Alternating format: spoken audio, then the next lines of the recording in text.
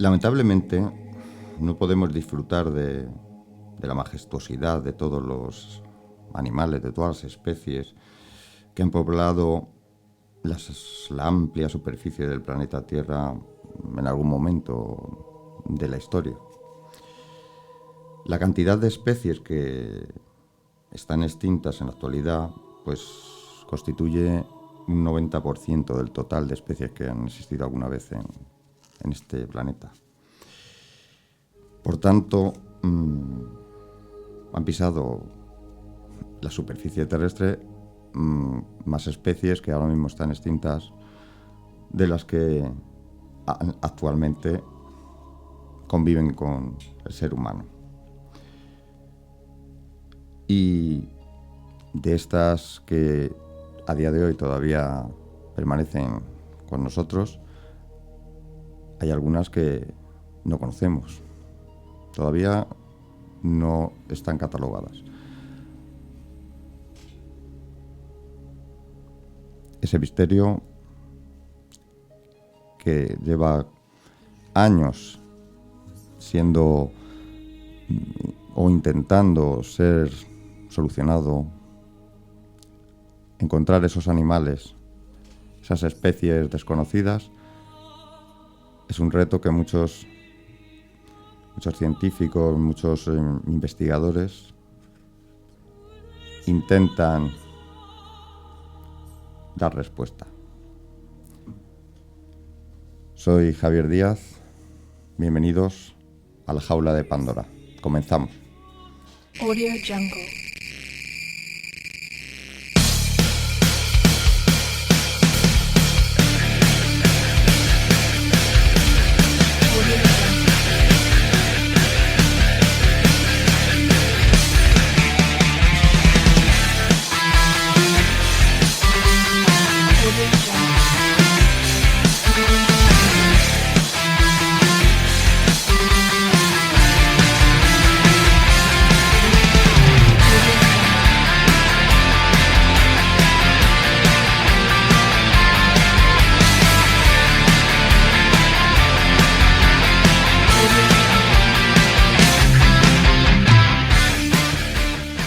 Bueno, bienvenidos un día más a un programa más, aquí a nuestro espacio, la jaula de Pandora. Como siempre, voy a saludar a los componentes. Hoy lamentablemente no está con nosotros Ricardo, le ha surgido un problemilla y bueno, pero sí que está pues mi otro compañero, nuestro técnico Óscar Díaz. ¿Qué tal? Hola, ¿qué tal? Hoy un tema interesante. Vamos a hablar de críptidos, de animales críptidos, de criptozoología en concreto. Muy interesante. Espero, sí. Además he intentado buscar los no tan conocidos, ¿no? Los no tan machacados, de los que siempre hablan en ciertos programas o demás, ¿no? El típico Elvis Presley, el monstruo del lago Ness y demás. Sí. Así que vamos a empezar.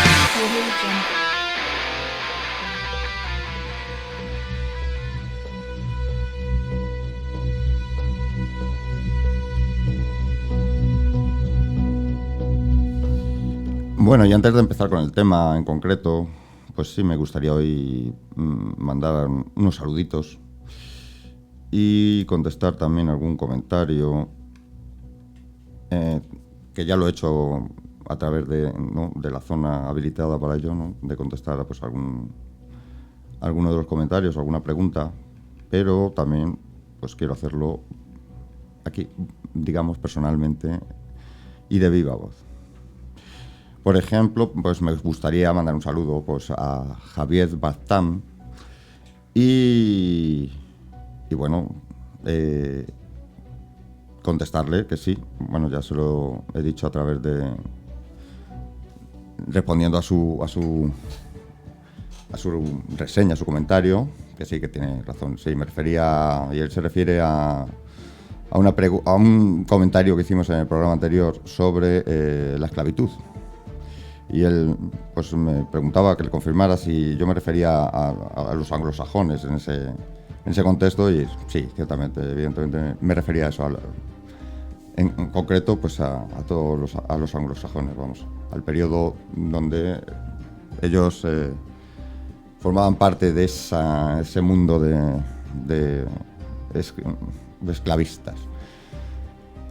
Y también, bueno, me gustaría también mandar otro saludo a un amigo que nos ha escrito varias veces, que es Ángel Ramón Moreno. Muchas gracias por escuchar el programa. Nos encanta tener oyentes así como Ángel. Y ahora sí, vamos a comenzar con el tema principal.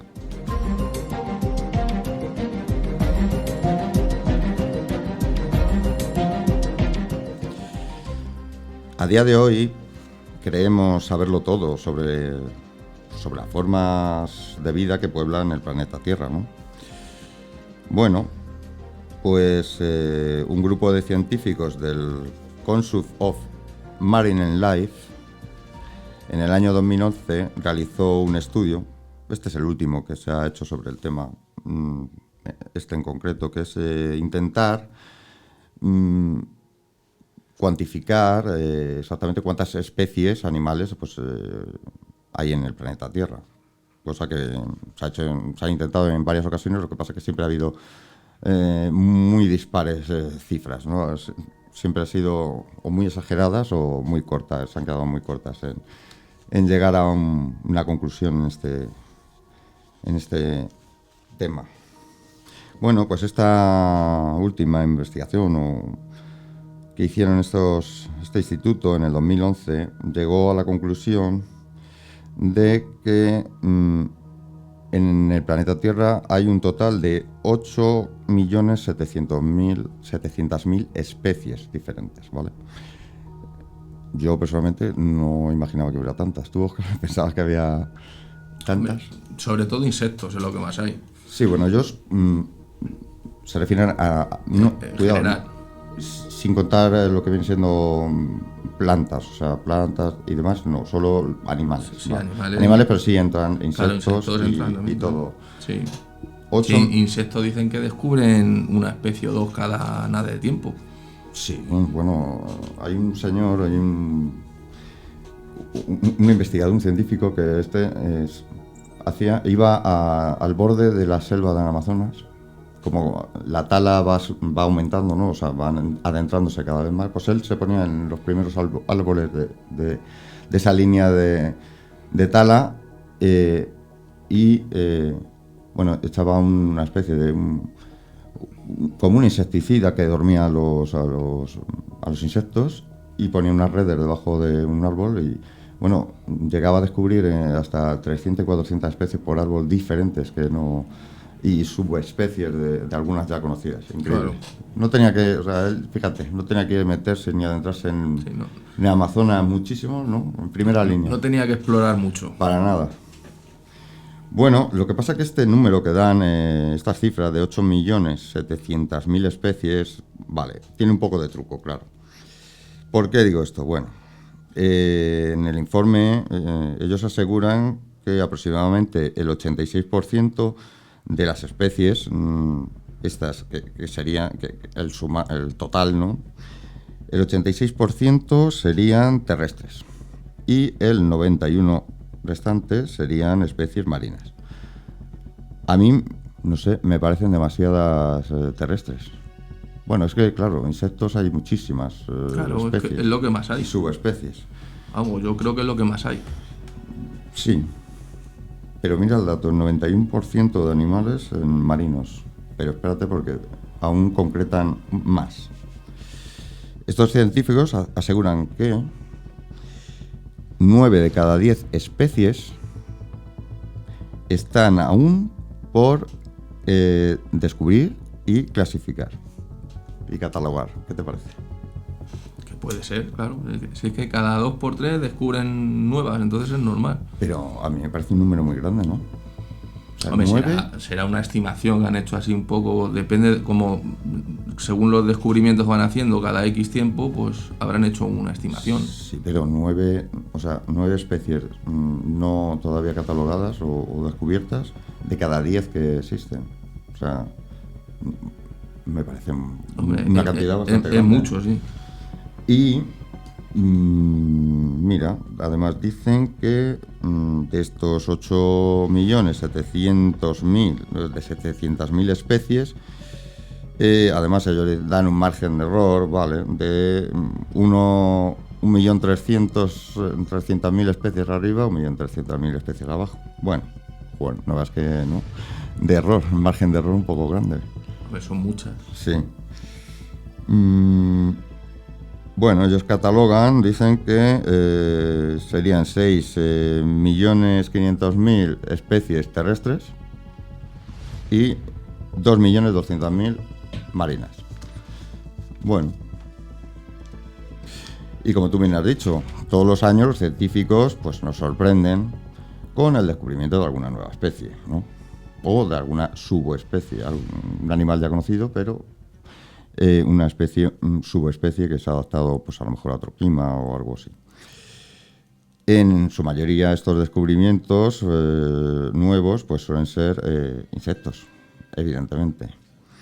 Reptiles también, incluso pues, algún animal marino, pero también de pequeñas dimensiones. Eso suele ser lo habitual. Pero también se descubren animales grandes y mamíferos grandes, me refiero, no tienen que ser insectos. Por ejemplo, en 1955, un zoólogo de nombre Bernard Habermas es a quien se le debe el término que ahora se utiliza mucho, que es criptozoología. Él fue quien acuñó el término y, bueno, ¿qué es la criptozoología? Habría que empezar a explicar, ¿no? ¿Qué es de lo que vamos a hablar hoy? Bueno, pues es ni más ni menos que la búsqueda de animales, exactamente esto que estamos hablando, no encontrados, o sea, no conocidos, no catalogados. Eso se encarga la criptozoología literalmente. Lo que pasa es que ahora, hace años que digamos que al término se le ha dado un uso, vamos a ver, como buscando lo fantástico. No, Oscar, tú entiendes lo que yo te quiero decir. Sí, el chupacabra, que si el yeti, que si esas cosas. Vamos a ver, se le ha dado como en plan irónico o de mofa, ¿no? Al término, sí. Cuando no es así. Bueno, pues a este hombre le debemos ese término. Y vamos a hablar de algunos de los animales, por ejemplo, porque claro, como digo, esto de la criptozoología es un término que últimamente, pues eso, se usa como despectivo, ¿no? Bueno, por los científicos ortodoxos está catalogado como pseudociencia. Pseudociencia, los más educados, por decirlo de alguna manera. El resto directamente se ríen. Bueno, y estos científicos, los criptozoólogos, que así ellos se autodenominan, pues han encontrado animales que hasta que estas personas lo encontraron, estos científicos, se creían que... También se reían de las personas que decían haberlos visto o que los buscaban. Pues se han encontrado. Como, por ejemplo, en la isla de Flores, pues se encontró a un ser que fue conocido como el Hombre de Flores. Un hombre, un ser muy pequeñito, de 1 metro aproximadamente, 1 metro y poquito, los más altos, de rostro muy humano, pero aspecto simiesco, muy peludos, y que eran conocidos por las tribus locales de las islas cercanas, pues de siempre, en sus leyendas y demás. Y durante años y siglos se creyó que era, una leyenda y demás. Hasta que uno de estos criptozoólogos descubrió restos fósiles, huesos, además, dentro de una cueva.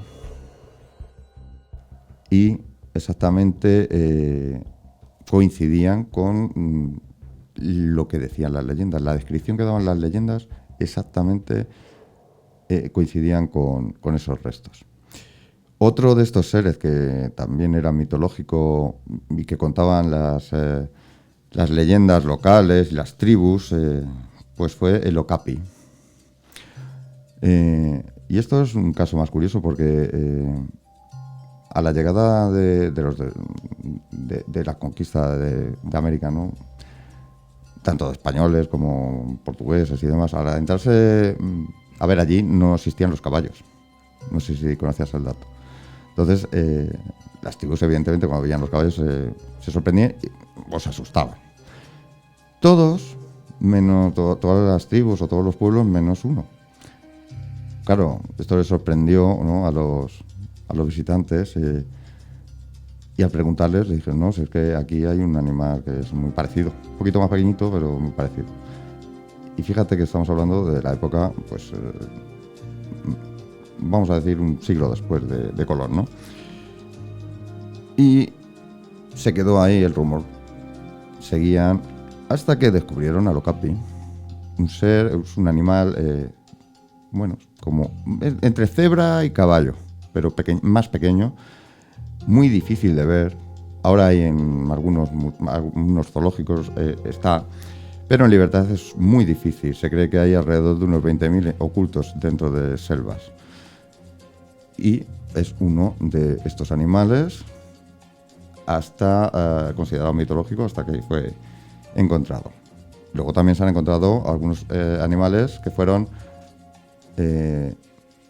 dados por extinguidos, como el celacanto, encontrado con vida y se suponía y dado en los libros de ciencia como un animal, una especie extinta. Bien. Y voy a hablaros de una de esas leyendas y de uno de esos animales que aún pues no se han encontrado. Y este lleva un nombre curioso, te va a sorprender. Se llama el acosador nocturno. ¿Qué te parece el nombre? Ya... No lo he oído nunca. Es que yo me he equivocado al buscar la información. Esto es algún tipo de asesino en serie. Porque sí, parece más eso, sí. El acosador nocturno, ¿no? Digo, vale. Y verás por qué. Hombre, es un ser que es de la parte, pues, sudamericana, con lo cual allí son muy buenos poniendo nombres a veces, ¿eh? Bueno, pues el acosador nocturno, pues en las leyendas, las historias, lo que cuentan los campesinos en las zonas rurales de concretamente Honduras, pues ellos cuentan que una criatura de pelaje negro, pues que se les aparece y que les persigue durante todo el camino hasta el lugar, o sea, va detrás de ellos hasta donde tengan que ir. Quiero decir, si vas a trabajar, pues te persiguen. Si vas a tu casa, te la encuentras, te sigue y te persigue hasta la casa. Siempre a altas horas de la madrugada, eso sí. Bueno, una de estas testimonios cuenta que en una ocasión un señor mayor que regresaba a su casa en coche, iba acompañado por su hijo, ¿no? Pues iban circulando cuando de repente apareció el acosador nocturno. Y les persiguió durante todo el camino hasta llegar a casa. Bueno, perdón, no hasta llegar a casa, hasta llegar a una zona iluminada. Este señor cuenta que él aceleraba, evidentemente, y el ser, el acosador, aceleraba también, corría mucho más veloz, incluso llegando al punto de estar paralelos con ellos. O sea, una velocidad a lo mejor más de 100. Eso sí, no hay testimonio, ningún testigo que diga que ha sido atacado directamente, o sea, no ha agredido ni lo ha intentado. Simplemente va detrás de... Sí, pero a lo mejor es que no ha tenido oportunidad. Puede ser. Bueno.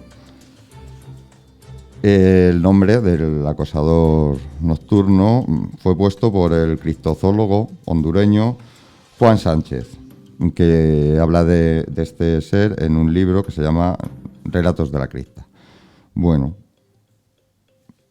y lo puso así, según dice, claro, porque como solo se aparece de noche. Sí, claro, tiene lógica. Bueno, lo podría haber llamado el acosador sereno o algo así, ¿no? No sé. Otro que a mí, desde que hace muchísimos años, cuando yo era joven, leí por primera vez de este ser, me llamó la atención y digo, voy a hablar de él. ¿Sabes? Me refiero al Aki Halgoi Kor-i-oi. Sí, un nombre muy fácil de pronunciar. Para ser más gusano mongol de la muerte. ¿No habías oído hablar de él? No. Pues es un animal muy especial y vas a ver por qué. De él hablan los habitantes del sur de Mongolia, que además están convencidos de la existencia de este gusano. Ellos también, aparte del nombre de gusano mongol de la muerte, también le llaman gusano tripa de vaca. Sí, dicen porque es por su parecido. Es curioso. Que se parece a una tripa de vaca. Sí, una tripa o al intestino grueso. No lo sé, debe ser que allí ven mucho eso, las tripas de las vacas. Puede ser, ¿no? Bueno, ¿qué aspecto tiene? Pues mira, su aspecto recuerda a una tenia, ¿no? Una tenia humana. Mide pues alrededor de 1,5 metros de largo, no es muy ancho, su cuerpo no es muy ancho, pero suele medir entre 1,5 metros. Tiene además la capacidad de escupir o lanzar un chorro de ácido, pues imagínate. Y, por si no fuera poco, también es capaz de lanzar rayos eléctricos mortales. Además a una bastante distancia, unos metros de distancia. ¿Qué te parece? No sé, entonces es jodido encontrárselo, ¿no? Sí. O te echa veneno, ¿no? O sea, o ácido o te electrocuta. Sí, además. O las dos cosas. Si tienes la suerte de que no ni te electrocute ni te lance ácido, al tocarlo también mueres. Pues sí, no, entonces sí es chungo, sí. Por eso a lo mejor no hay muchos testigos. Puede ser, ¿no? Que vamos. Solo... Lo raro es que no haya más, no puede tener depredadores, ¿no? No, evidentemente no. Tendría que haber muchos. También veo un problema a la hora de aparearse. Cuidado. A no ser que, evidentemente, las especies venenosas suelen tener ellos mismos, digamos, una inmunidad. Bueno, puede ser como las mantis religiosas que van a morir ahí. Sí. Bueno, su color es rojizo, un rojo oscuro, fuerte. También hablan las tribus, la gente de allí, los habitantes, de que es muy difícil diferenciar entre la cola y la cabeza, puesto que carece de ojos, de boca y algo que te pueda decir esta es la parte delantera o la parte trasera. Pero boca tendrá que tener, ¿no? Claro, es que evidentemente tiene que tener boca. Claro. Si no, ¿por dónde lanza Bueno, tiene que tener boca y tiene que tener... O sea, entrada y salida. O sea, Tendrá que comer o por algún lado, ¿no? sí, es evidente. Es que si empiezas a buscar información sobre este ser, encuentras unos... Sí hablan de que tiene boca, además, con una especie de... como de pinzas, ¿no? Como las hormigas, ¿no? Como los 1000 pies estos. Sí, esas, ¿no? Alante a la boca para sujetar y demás. Y otros relatos o otros testimonios dicen que no. Unos dicen, relatos que sí dicen que tiene como una especie de patitas, tipo 1000 pies o 100 pies, sin llegar a ser patas, sino como una especie de pelitos alrededor, en la zona donde deberían estar las piernas. Y sin embargo, otros cuentan que no.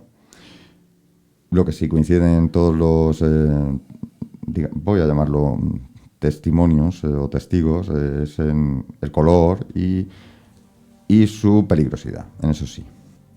También dicen que solo se puede encontrar, o te puedes encontrar con él, en el desierto del Gobi, que es donde él vive, o su hábitat, solo en los meses de junio y julio.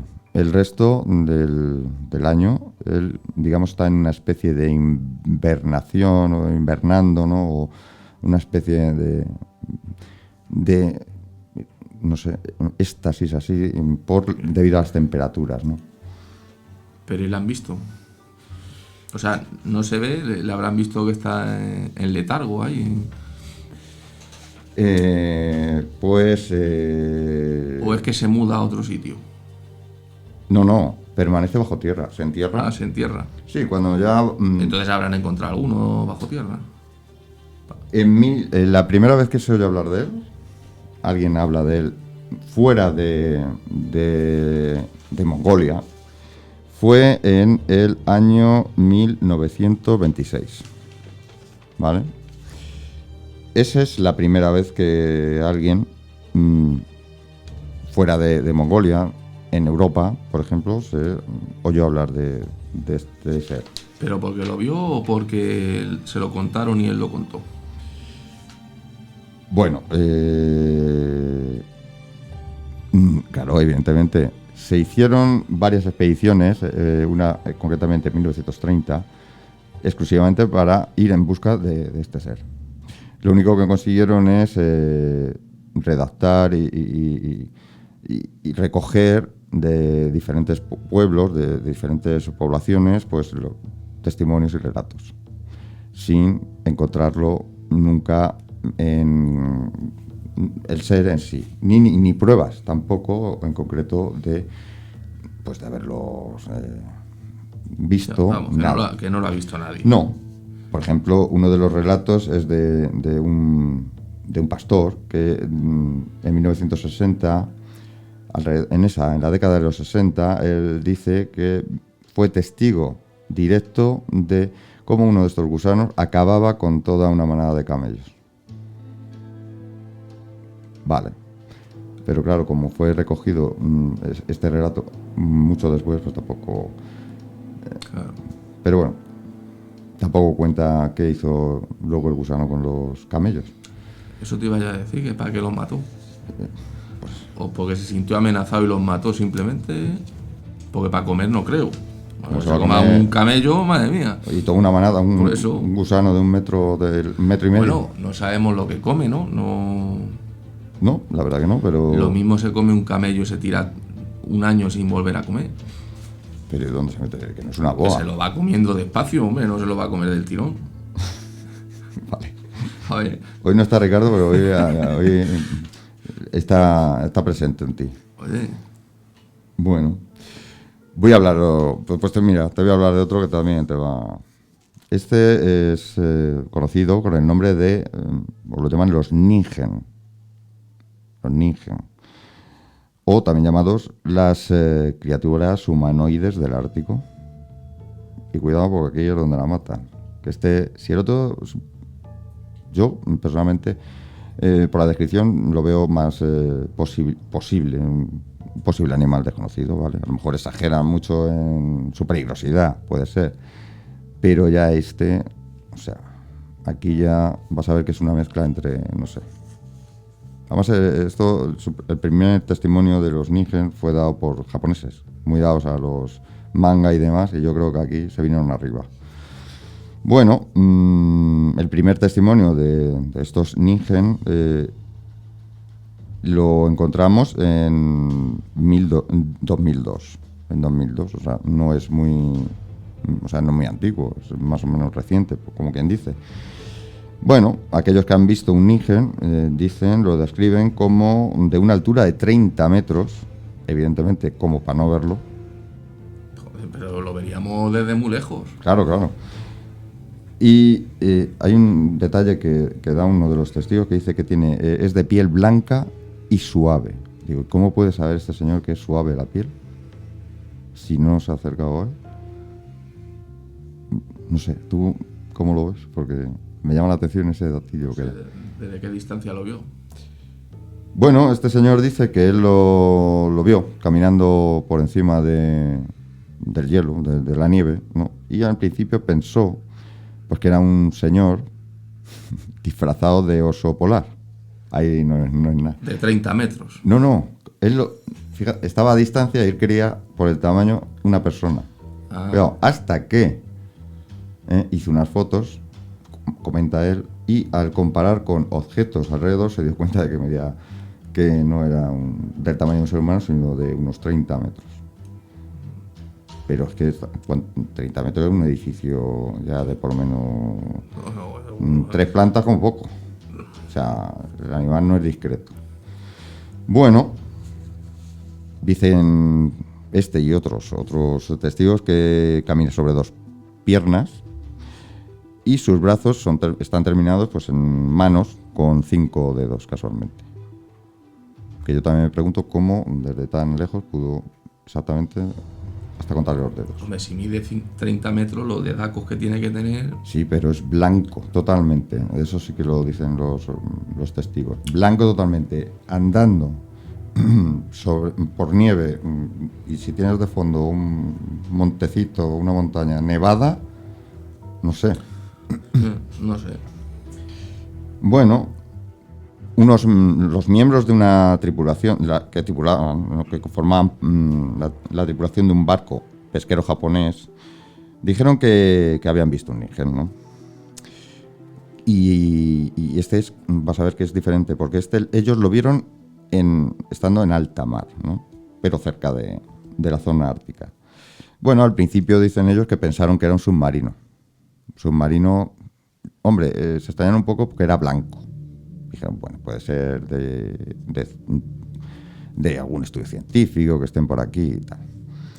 Hasta que se acercaron a él, ¿no? Y se percataron de que era pues una especie animal y que nadaba braceando, o sea, estaba nadando pues un ser humano, dando brazadas, que tenía una inmensa boca y unos ojos también bastante grandes. Y lo que sí, no sufrió ningún tipo de ataque ni nada. Evidentemente se asustaron muchísimo. Pero... ¿Y no le hicieron fotos ni nada? Sí, vamos a ver. Hay fotos de tanto andando como, caminando, como nadando. Pero, según está buscando la información, dice que no han salido a la luz porque todavía están siendo investigadas. Por lo cual me parece a mí un poquito... No sé, ahí me da la duda de puede ser o directamente es totalmente un cuento, pero no sé. ¿A ti qué te parece?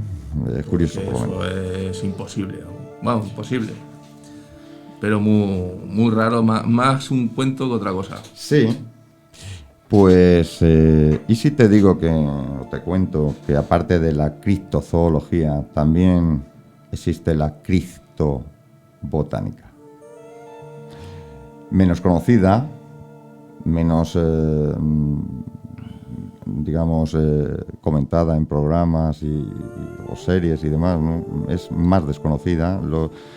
Las criptoplantas o no sé cómo se llamarían, la verdad.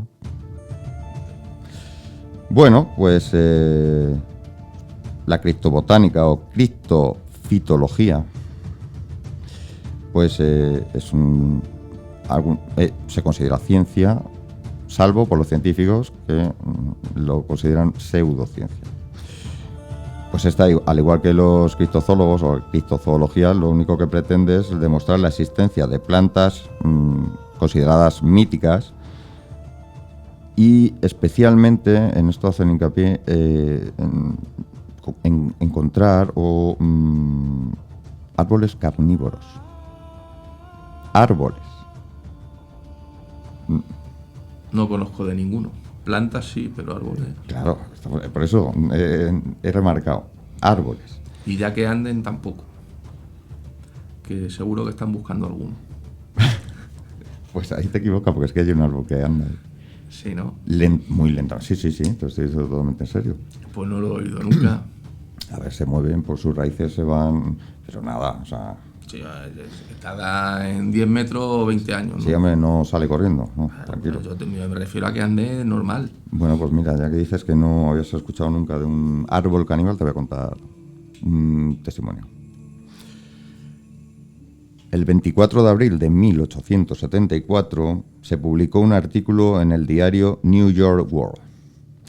Este artículo iba firmado por Edmund Spencer, y en él se contaba o se narraba pues, una historia además muy asombrosa. Este señor contaba además con detalles el espeluznante sacrificio ritual que una tribu de Madagascar, de una isla cercana a Madagascar, además la tribu se llama Moko, ya ahí, cuidado. Pues esta tribu realizaba un sacrificio ritual a un árbol carnívoro. Bueno, él dice en el artículo que esta planta, es que él no sabe clasificarlo si como planta o como árbol o como una planta, digamos, grande, ¿no? El caso es que dice que tenían como una especie de tentáculos, y lo dice así, que se movían evidentemente. No tan rápido como pueden ser los tentáculos de un pulpo y que estos se encargaban de atrapar y envolver a la víctima para después comérsela. Según dice este artículo, pues la planta apretaba a sus víctimas con la cruel rapidez y tenacidad salvaje de las anacondas, dice exactamente, para después, pues como bien he dicho, pues comérsela. Lo que no dice es cómo, o sea, comía, quiero decir, no, si tenía una especie de boca o simplemente, pues no sé. A ver si es que vieron una anaconda en un árbol. Serían varias en todo caso. O varias. Hombre, un investigador que estudió este artículo dice que el relato simplemente pretendía ser la transcripción de una carta enviada por un explorador alemán llamado Karl Liche y su compañero Hendrik, que sí personalmente asistieron a una de las ceremonias de esta tribu en las que vieron cómo sacrificaron una mujer. Bueno, pues la historia, aunque... O sea, que llevaron a la mujer al árbol para que se la comiera. Uh-huh. Sí. Pues, entonces sabrán dónde está el árbol, ¿no? Bueno, pero es que este artículo viene, o sea, es, digamos, una transcripción o un resumen de la carta de estos señores, de los alemanes. Pero es que ahí vas a ver dónde está. Ahora te voy a dar el desenlace. Que aunque la historia pues nos puede sonar hoy bastante disparatada, vamos, para una película, ¿no? De serie B, claro. Pues el año que salió este artículo, que fue una época que hay que tener en cuenta, cuidado, porque estamos hablando de mitad del siglo XIX. ¿Vale?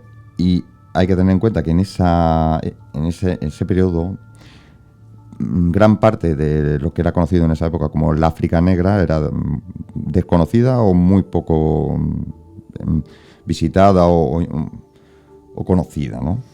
Y claro, pues eso daba pie a todo tipo, que la imaginación de la gente europea, en este caso, pues se disparara. Y poblaran o poblasen toda esa zona pues con seres fantásticos, mitológicos, una mezcla de leyendas y seres de diferentes culturas mezcladas, todos, hay un batiburrillo. ¿Qué quiere decir con esto? Bien, pues que el árbol no existe, ni la tribu, ni el árbol, nada. Ese artículo, que sí es real, simplemente fue un estudio que llevaron a cabo para ver cuál es la gente crédula y cuánto afectaba ese tipo de historias. Un éxito, por lo que creo. ¿Tú qué piensas? No sé qué opinión tuvo la gente ni nada, pero vamos, fantástico, no sé, si la gente se lo creía. Sí, fue un éxito. En ese aspecto fue un éxito. O sea, se lo creyeron. Claro, evidentemente, ¿cómo no se lo van a creer si no conocían? Era imposible no creer eso. Y si sale en un periódico, ¿por qué Bueno, no? a ver, en esa época, claro, la gente no salía de su barrio, como aquel que dice. Entonces, claro, le contaban cualquier historia de fuera, pues... Claro, pero si encima esto sale, ese artículo, en un conocido o un reputado periódico... Claro, pues aquí lo que sale en las noticias hay que creérselo. ¿Por qué no se lo van a creer? Yo creo que de ahí va también el estudio de lo que hacen ahora. Claro. Bien. Si te digo que siempre ha habido este tipo de historias y de leyendas, ¿no? Sobre todo en aquella zona. Y se remontan muy atrás en el tiempo, ¿vale?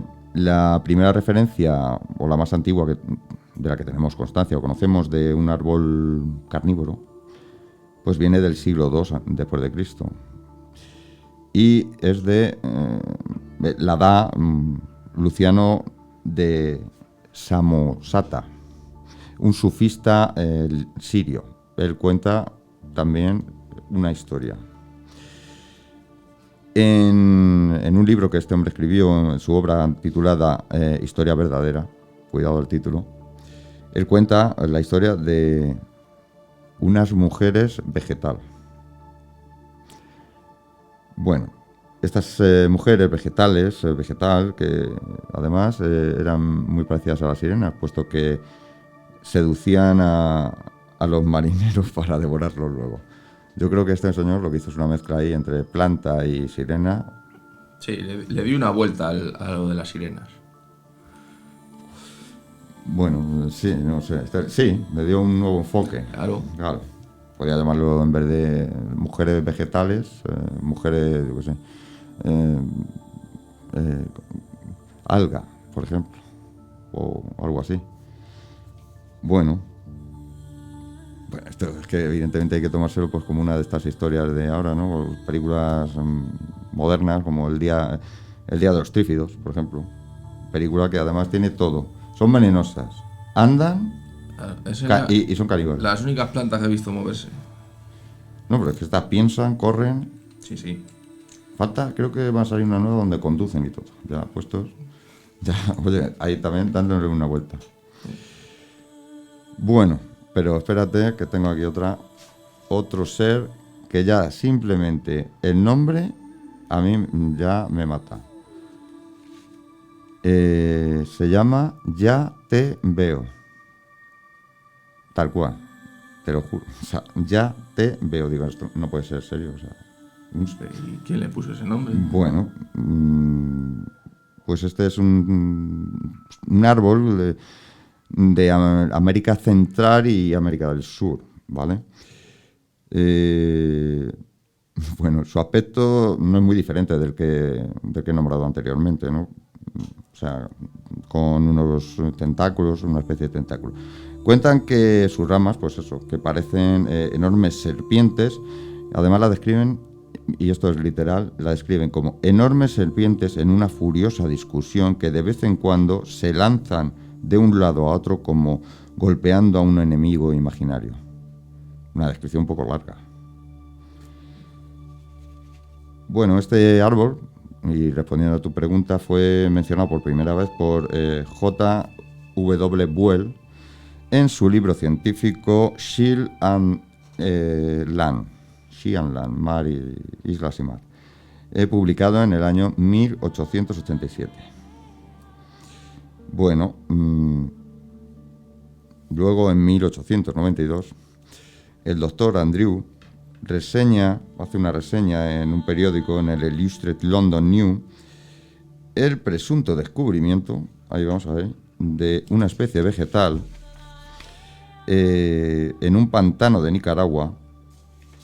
Esta especie era un árbol cuyas raíces, él cuenta que habían atrapado a su perro, que le costó mucho liberarlo, y una vez que lo hizo, se percató de que el animal había perdido mucha sangre, pero exactamente no es que lo hubiera perdido, sino que habría sido chupada o absorbida, ¿no? O drenada por las raíces de ese árbol. ¿Qué te parece? O sea, que ya son vampiros también. Sí, además los nativos de la zona lo llaman la trampa del diablo. Un nombre muy de película, vamos. Sí. Bueno, ahí no sé. Yo me quedo un poco, pero oye, me encantaría. Yo creo que puede haberlo, cuidado. Hay muchas zonas selváticas todavía no visitadas a pie. Oye, pero que una planta chupe la sangre de los animales, no sé, es un poco raro. ¿Por qué? No sé. Pues al igual que existen animales que lo hacen, porque una planta no puede... Igual que hay plantas carnívoras conocidas, pero de un tamaño reducido y que se alimentan por insectos y demás. También de ratones, unas más grandes. Sí. ¿Por qué no pueden todavía haber otras especies aún mayores que se alimenten de animales de mayor tamaño? Es que... Pues porque si están por ahí perdidas por la selva, es raro que encuentren animales muy grandes para... Perdona, las selvas están plagadas de animales, de muchos animales de gran tamaño.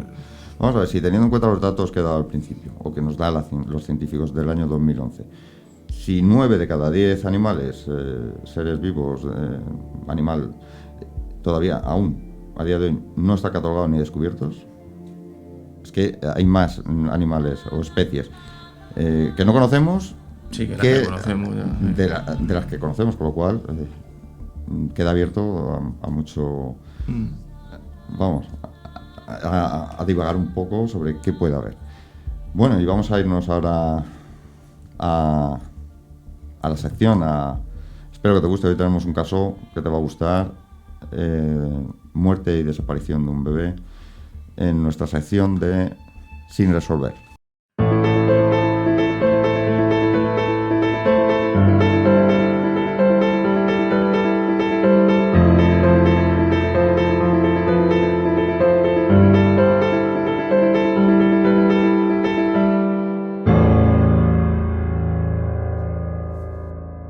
La desaparición de un niño, lamentablemente, es algo pues bastante habitual.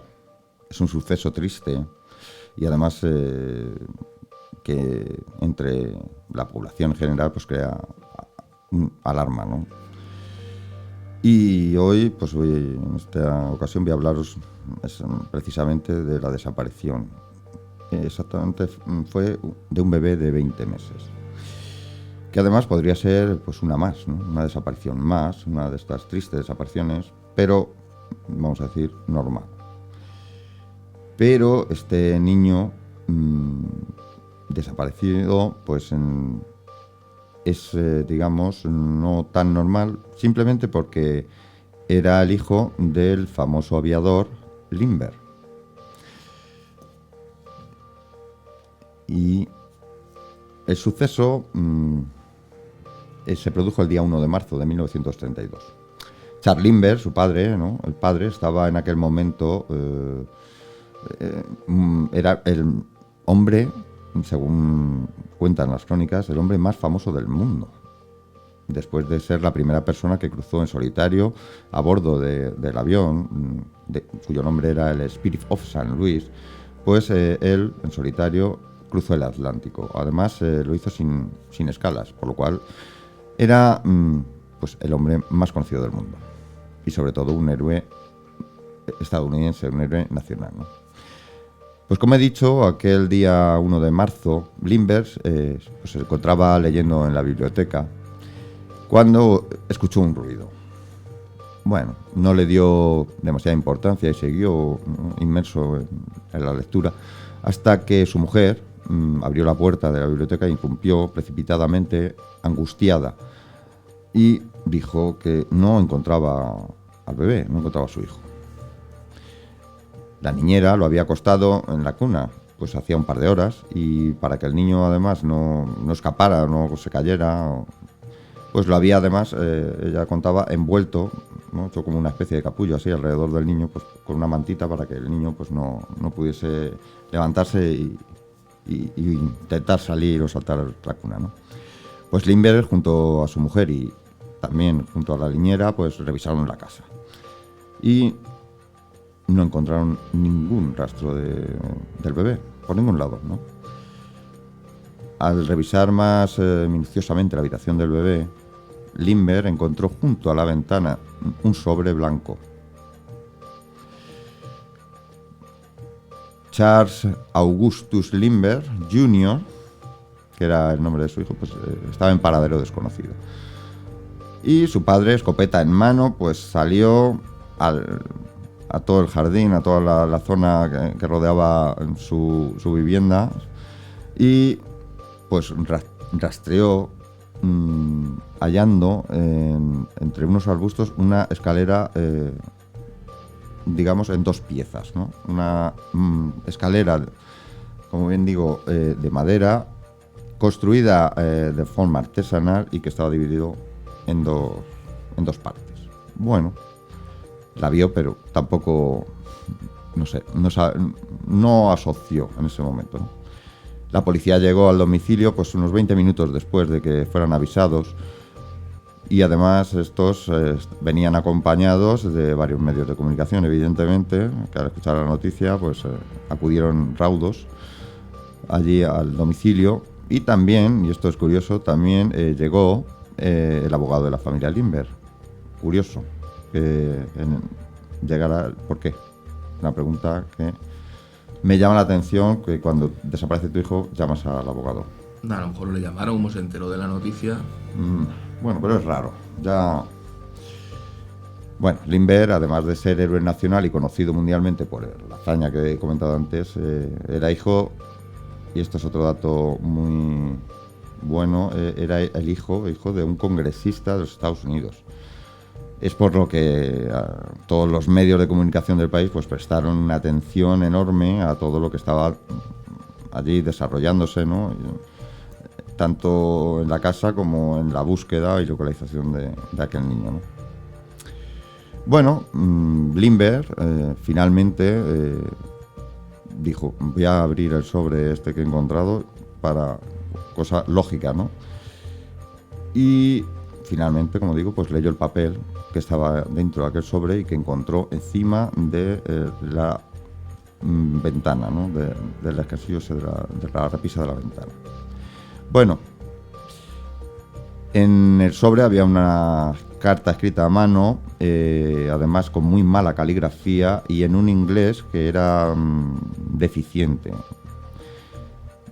Tras ser estudiado, bueno, fue entregado, claro, a las autoridades y fue estudiado por expertos que concluyeron que posiblemente este papel había sido escrito por una persona de origen alemán. Curioso, no sé por qué llegaron a esa conclusión, de que era exactamente alemán, y no, por ejemplo, decir una persona no estadounidense, ¿no? O no de habla inglesa en concreto. Bueno, en la nota el secuestrador exigía el pago de $50,000, no en billetes, sino en certificados de oro, para que el niño pues fuera devuelto, ¿no? Bueno, mientras se continuaba la investigación, los ciudadanos, además, de Estados Unidos, ante esta desaparición del hijo de la persona más conocida del mundo y, sobre todo, de Estados Unidos, se movilizó y colaboraron en su búsqueda. Claro, evidentemente, se movilizaron muchísimas personas. Fíjate cómo fue esto, que se implicó desde el presidente de Estados Unidos, Herbert Hoover, hasta el famoso gángster Al Capone. Curioso, ¿verdad? Que se implicó que ya estaba en prisión Al Capone, y desde allí puso a su red de informadores al servicio de la familia Lindbergh. Curioso, esto sí que me llama la atención, la verdad. Sí. Bueno, los investigadores desde el principio sospecharon que el secuestrador podría ser alguien que formara pues parte del personal de la casa, jardineros, sirvientas, y claro, evidentemente, pues todos fueron investigados e interrogados, ¿no? Bueno, con la sospecha esta que tenían los investigadores, una de las criadas de nombre Violeta Sharper, y mira qué dato, fue encontrada muerta. Esta pues había muerto tras ingerir una botella de líquido abrillantador para plata. Bien, la policía dijo, bueno, tenemos el caso resuelto. Ella es culpable, es una del personal de la casa, y ahora pues arrepentida quizás, o ha colaborado, o directamente es ella la culpable.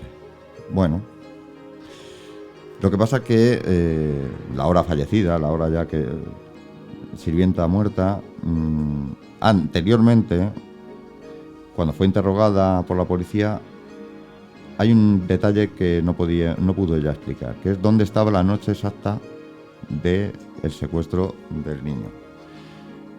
Bueno, al presionarla, cuando la presionaron en el interrogatorio, esta acabó reconociendo que había pasado la noche pues con un hombre que había conocido aquel día.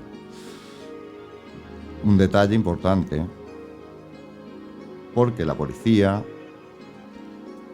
al hallarla muerta, siguió investigando y descubrió que no era culpable del secuestro, ni tenía nada que ver, ni estaba relacionada con ellos, sino es que estaba prometida e iba a casarse en fechas cercanas, y arrepentida porque todo el mundo iba a conocer quizás eso que contó, esa infidelidad, pues no soportó y decidió quitarse la vida para no aguantar la vergüenza y demás, ¿no?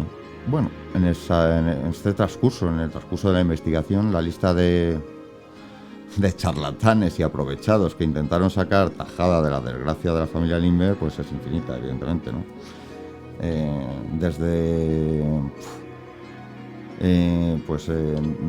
videntes a todo tipo de gente que quería ayudar, no exactamente, sino aprovecharse y sacarles dinero. Y resulta curioso que si la familia diera, e incluso los investigadores, dieran credibilidad a un profesor jubilado llamado Joseph Condon, quien publicó un anuncio, él por su cuenta, en la prensa, pues él dio por su cuenta, puso un anuncio ofreciendo $1.000 a aquella persona que entregara con vida al niño o una información muy relevante, ¿no?, para su localización. ¿Y qué sucedió? Pues que alguien respondió a ese anuncio. Al solicitarle que demostrase algo, ¿no? Porque, claro, evidentemente, supongo que más personas pues intentaron también sacar tajada de ello. Este señor, este individuo sí que aportó una prueba pues que era irrefutable, ¿no? ¿Cuál era? Pues la ropita que llevaba el bebé la noche que desapareció. Evidentemente es una prueba pues que es indudable que sí que tenía esta persona algo que ver con el secuestro. Bueno, él sí se quedó con este individuo y le fue entregado el dinero. Bueno, el dinero, esos bonos de oro, ¿no? Bueno, la policía tenía planeado hacer, ¿no?, un despliegue para seguirle o a él directamente, o si le perdían la pista por cualquier motivo, poder seguir el rastro de aquellos bonos de oro, ¿no? Pero esto no fue así. Ahí algo pasó, sucedió algo, un error garrafal que no consiguieron ni seguirle a él ni tampoco el rastro. Bueno, 3 meses después, el día 12 de mayo concretamente, un camionero que se apartó de la carretera, iba por la autopista y, bueno, necesitaba hacer sus necesidades y se apartó. Se apartó a un lado de la carretera y bajó del camión y se adentró un poquito en una zona boscosa que había allí. Además, esta zona casualmente estaba en la parte trasera de donde tenía la mansión la familia Lindbergh. El camionero es cuando halló el cuerpo sin vida del pequeño Lindbergh. Bueno, evidentemente, claro, él rápidamente pues informó a las autoridades que se hicieron cargo del cuerpo, ¿no? La autopsia del bebé pues confirmó que el niño había fallecido la noche que había sido secuestrado y que la causa de la muerte fue un gran golpe en la cabeza. Bueno, aquí la policía pues empezó a teorizar que el ruido aquel que Lindbergh no dijo que escuchó mientras estaba allí en la biblioteca, pues había sido el de uno de los escalones que estaba roto en aquella escalera de madera que el Lindbergh vio en el jardín, que luego los investigadores dedujeron o pensaron que formaba parte de la escena del secuestro, ¿no? Y en esa escalera había un peldaño roto. Ellos dicen que ese peldaño fue ese ruido es el peldaño rompiéndose. Que mientras que el secuestrador bajaba con el niño, ese peldaño cedió, rompió, el niño cayó de los brazos del secuestrador y murió como consecuencia del golpe que se dio contra el suelo. Bueno, ¿qué piensas? Sí, tiene lógica. Sí, la verdad que sí. Se le cayó o se cayó con él encima. Muy lógico, sí. Bueno, podría ser, ¿vale? Vale, pues esta es una teoría que ellos dicen. Pero 2 años después del hallazgo del cuerpo del bebé, un coche pues paró a repostar en una pequeña gasolinera. Cuando el conductor pagó en caja, pues al cajero saltó todas las alarmas, ¿vale? La razón es que este hombre, había pagado con uno de esos bonos que habían sido entregados como parte del rescate del bebé. Y puesto que habían sido avisadas pues, todos los establecimientos y dados pues, ciertos papeles donde venían pues, la numeración y cosas así, pues este hombre, pues el cajero se percató. Bueno, apuntó evidentemente la matrícula del vehículo que la policía registró, localizó y acudió al domicilio, y era el domicilio de un hombre de nombre Bruno Richard, un exmilitar, un exconvicto de origen alemán y que ahora además se dedicaba a la carpintería. Vaya, ¿qué te parece? Que tiene todas las papeletas. Sí. Bueno, es que alemán, exconvicto, exmilitar y carpintero. Bueno, pues yo digo, culpable ya directamente. Según entró en casa, si es que tiene todas papeletas. Bueno, además, durante el registro de su almacén, del almacén de Bruno, que además usaba como almacén de madera y una especie de almacén y carpintería, ¿no? Pues encontró madera similar o igual a la madera con la que fue construida justamente la escalera encontrada. Además, encontraron varios bonos de los que fueron entregados a la hora del rescate. Ahora ya sí que, ya sí o sí, ¿no? Culpable. Sí, sí. Tiene todas las papeletas. Como carpintero no era muy bueno, pero Sí, porque si hace una escalera y se le rompe un escalón. sí eligió mal la madre esta podrida. Bueno, evidentemente el detenido negó estar implicado en el secuestro y afirmó que los bonos pues eran de un amigo. No, hombre, pues sí, prácticamente, vamos.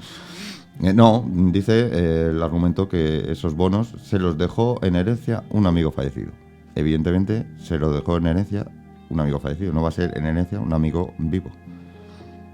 Pero él testimonió esto. Curioso. Bueno, evidentemente hubo juicio, ¿no? Que además los medios de comunicación, que estaban atentos todos y cada uno de ellos, pues decían que era el juicio del siglo, evidentemente. Y al detenido le llamaban el hombre más odiado del mundo. Además, algunos medios, algunos periódicos y revistas pues, le dijeron de este hombre que era el reptil más asqueroso que haya restado sobre la tierra. ¿Qué te parece? Sí, le querían mucho, ¿no? Sí, vamos. Bueno, como bien hemos dicho, y también es evidente, y ya decían los medios, los periódicos, el detenido de origen alemán estaba ya condenado desde el principio. Cuando la policía además acudió al puesto de trabajo de este señor y habló con los compañeros, estos afirmaron que aquel día no había de trabajar. Vaya. El señor Condon, además, el que puso el anuncio del periódico y entregó, además fue el que le entregó el rescate y demás, aseguró que el detenido, Bruno, era el hombre al que él había entregado el dinero. Además, un testigo declaró haber visto a Bruno rondando la casa de los Lindbergh días antes del secuestro del bebé. ¿Qué piensas? ¿Puede dar esto un giro o cómo lo ves? Seguro, pero vamos, que tiene todas las papeletas, pero vamos. Que todas. No se salva ya, vamos. Pues Bruno Hauptmann fue declarado, evidentemente, culpable de homicidio en primer grado y sentenciado a pena de muerte. ¿Cómo no iba a ser, no? Fueron un poquito buenos con él los jueces y le dieron la oportunidad de que él mismo se declarase culpable y así reducir la condena, que habría sido en cadena perpetua en vez de la sentencia de muerte, ¿no? Pero él no quiso, se mantuvo firme en la inocencia. O sea, él era inocente y esto además lo llevó hasta el final, hasta el último momento. Su abogado, el abogado de este señor, pues intentó demostrar que de haberlo hecho él, ¿no? Bruno, no podría haberlo nunca hecho solo. En ningún momento, y esto lo decía su abogado, él dudaba o negaba que él no estuviera implicado, cuidado. O sea, ya su propio abogado, ya un abogado así, para que... Pero que nunca o en ningún momento podría haberlo hecho él solo, ¿vale? Pero es que las pruebas eran demoledoras, ¿no? O sea... Y hasta los miembros del jurado tenían sus dudas a que sí, vale, eso lo tenían claro. Él formaba parte de lo que hubiera pasado ahí, ¿eh? Él era uno culpable en eso, pero dudaban de que lo hubiera hecho él solo. Hasta los miembros, hasta el último momento, hasta el momento en que dieron sentencia, ¿no? Dudaron. O sea, ellos estaban convencidos de que esto formaba parte del secuestro, ¿no? Pero que no lo había hecho en ningún momento solo, ¿vale? ¿Por qué? Decían esto y dudaban, vale. Era un hombre muy tosco y además no tenía ningún tipo de formación. Y lo que más dudaban es que fuera él quien urdió el plan para cometer ese acto, ¿no? Porque ese plan pues implicaba pues conocer la rutina de la familia, de todos los trabajadores de la casa, llevar una serie de vigilancias y demás, y entonces, pero no sirvió de nada, puesto que el día 3 de abril de 1936 Bruno fue ejecutado en la silla eléctrica en la prisión estatal de New Jersey, además ante la presencia de 50 testigos, ¿no? Pero entre esos testigos, entre esos 50 testigos, no estaba ninguno, no había ningún miembro de la familia Lindbergh. ¿Por qué? Porque la familia Lindbergh pues había decidido abandonar el país porque habían recibido varias amenazas contra su segundo hijo, contra otro de sus hijos, ¿no? Además, esto sumado al acoso mediático, pues tomaron la decisión de irse. Además, también teniendo en cuenta que había gente todavía incluso pues intentando aprovecharse de ellos, entonces dijeron, vámonos, ¿no? Y se fueron del país, ¿no? Bueno, Lindbergh falleció, además con la certeza de que el asesino de su hijo pues había pagado, ¿no? Había pagado su culpa. Pero, y aquí viene el giro, en el año 1931, pues el FBI, pues, empezó, lo que no sé es el motivo, por qué, volvió a darle un repasito al caso, pero al revisar, pues toda la documentación, todo el papeleo, todo lo que allí tenían del caso, contradijo los resultados de la investigación inicial y oficial de aquel momento. Bueno, según unos archivos desclasificados de este caso del FBI, pues descubrió que aquellos bonos encontrados en el almacén de madera del ahora ya ejecutado Bruno tenían huellas que no pertenecían a él. También descubrieron que los compañeros de trabajo que habían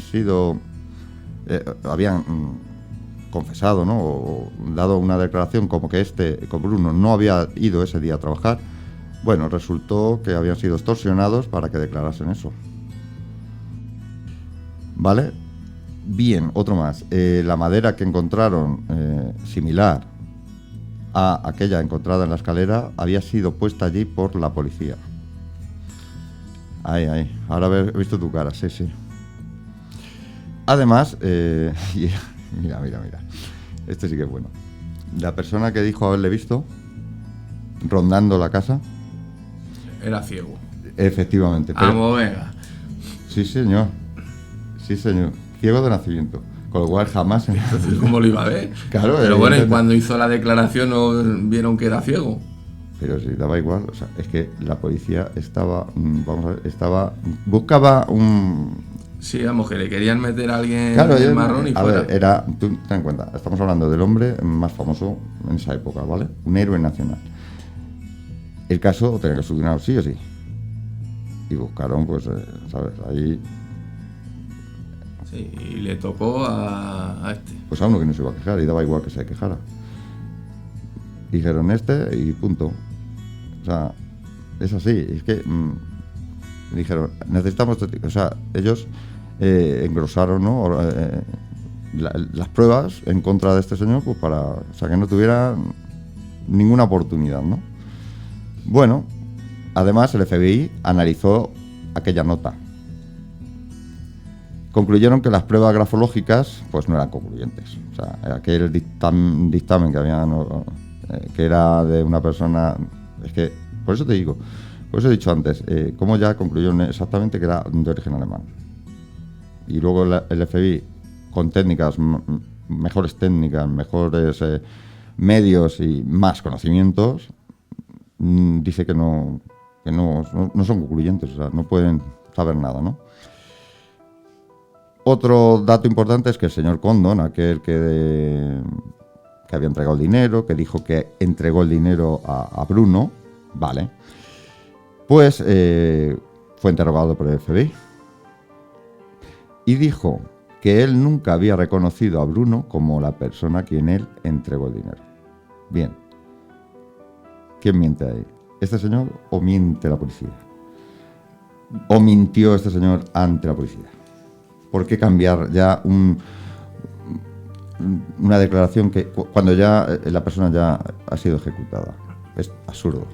Mantente o no. Sí, ya después ya que más te da, ¿no? Ya has mentido. O bueno, has mentido o has dicho la verdad, ¿no? No, y además, ¿no ves? Luego también el FBI fue a ver a el testigo que afirmó que lo había visto, como he dicho antes, ¿no? Días antes. Bien. pues como tú, se quedaron alucinados porque es que, o sea, no es broma, y comprobaron que era ciego de nacimiento, con lo cual jamás. Sí, es difícil que viera nada. No, hombre, dijo, yo por el sonido. Claro. Porque otra cosa, o sea, alucina. Bueno, pues tras la investigación del FBI concluyó que Bruno sí que estaba implicado en aquel secuestro, pero nunca fue él solo quien cometió el acto, ¿vale? Bueno, mira, otro dato que ya finaliza esa investigación de FBI es que dudaban hasta de la autopsia realizada al bebé. Y fíjate, y aquí viene otro giro del giro. Y es que dicen más. Dicen que el reconocimiento del cadáver, no, como perteneciente al hijo de Lindbergh, a ver, el niño estaba en tan grado de descomposición que las fotos, cuando las examinó el FBI, las fotos del cuerpo, un forense dijo que era imposible dictaminar siquiera si ese cuerpo era del bebé era de niña o niño. ¿Qué te parece? Raro, sí, entonces.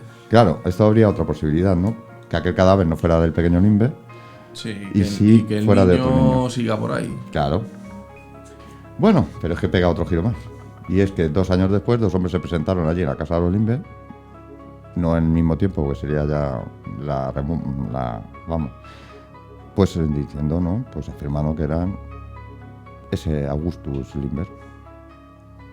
¿Qué te parece? Uno de ellos... Diciendo que era el niño. Sí. Claro, es que uno de ellos afirmó que había sido secuestrado por una de las criadas de la casa y que había sido cuidado por ella, pues como si fuera su hijo. El otro contaba una historia que esta así bien podría ser llevada al cine, desde luego. Bueno, toda la historia, pero bueno, esta...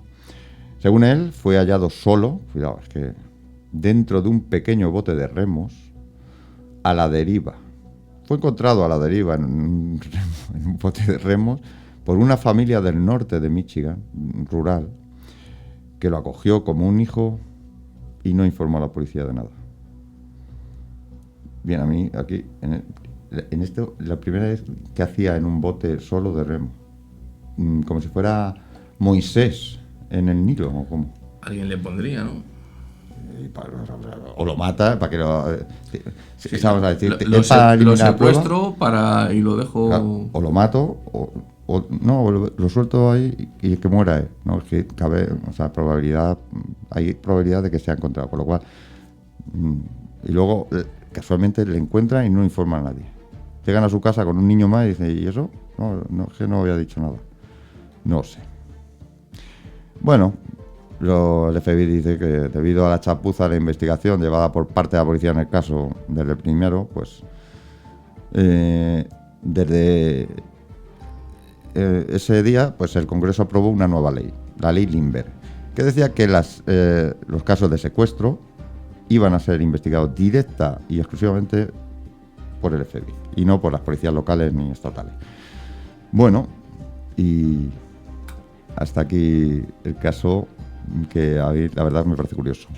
Y es raro que no hayan hecho una película, ¿no? No me suena a mí. No, a mí no. Oye, pues tiene argumento, ¿eh?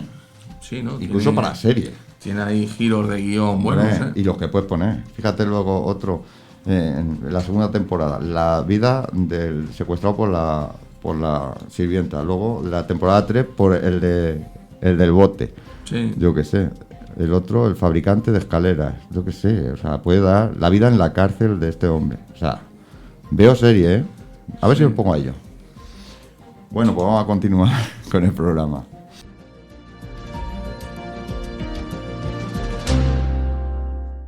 Bueno, y continuamos con el tema principal. Entre 1764 y 1767, en la zona de Yeubadán, esta zona se convirtió en el escenario de una película de terror, ¿vale? Un animal desconocido comenzó a atacar salvajemente a los habitantes de esta región francesa, hasta tal punto que el rey se vio obligado pues, a enviar tropas militares, ¿no?, a la zona. Y a día de hoy la ciencia aún no sabe exactamente qué clase de criatura hizo realidad, nunca mejor dicho, pues además a lo grande, el mito del conocidísimo hombre lobo. Todo comenzó el 30 de junio de 1764, cuando Jeanne Boulet, una niña de 14 años, apareció muerta cerca de Hubats, una pequeña aldeita, ¿no?, de la zona de Gévaudan, allí en Francia, ¿no? Esta niña fue encontrada con la garganta destrozada y su cuerpo además presentaba signos de que había sido, pues, haber sido devorado parcialmente, ¿no? Bueno, los ataques de animales evidentemente no eran algo nuevo allí en Francia, ¿no?, y menos en la zona más rural, ¿no? Allí estamos hablando del siglo XVIII, con lo cual no era algo demasiado extraño, ¿no? Además, aquella zona, la región de Gévaudan, es una zona que cuenta con bosques además inmensos, ¿no?, muy grandes y además muy frondosos, pues que además ocasionalmente había ocasiones en las que manadas de lobos o de perros salvajes pues vivían allí, ¿no?, en esas zonas. Bueno, pues el caso de encontrar a aquella niña muerta, pues eso no causó demasiada alarma hasta que el día 8 de agosto apareció otro cuerpo además de otra niña de 14 años, ¿no?, esta vez cerca de la aldea de Masmellín. Bueno, las muertes, por desgracia, no terminaron, sino que fue un goteo constante de víctimas que pues llegó a alarmar al administrador de la diócesis de Mende, de nombre era Etienne Lanfop, y pues estaba alarmado, ¿no? Pues pidió ayuda, ¿no?